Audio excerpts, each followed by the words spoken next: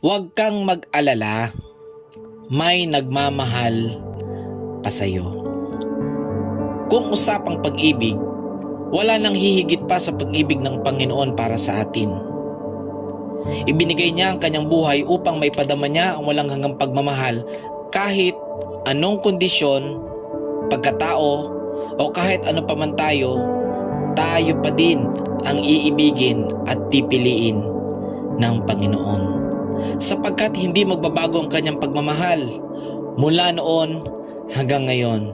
Ito yung sinabi sa Roma chapter 8 verse 38-39. Sapagkat natitiyak kong walang makapaghihiwalay sa atin sa kanyang pag-ibig, kahit ang kamatayan, ang buhay, ang mga anghel, ang mga pamunuan o ang mga makapangyarihan, ang kasalukuyan o ang hinaharap, ang kataasan, ang kalaliman o alinmang nilalang ay hindi makapaghihiwalay sa atin sa pag-ibig ng Diyos na ipinagloob sa atin sa pamamagitan ni Kristo Jesus na ating Panginoon. Ito'y pinagtibay ng kanyang dugo at buhay, maipadama niya lamang kung gaano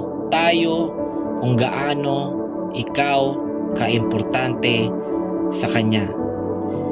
He loves you despite the fact that you fail Him every day. Yan po ang katotohanan. Ang tanong, kaya mo bang tanggapin ang pag-ibig niya? Kaya mo bang bumalik sa Kanya?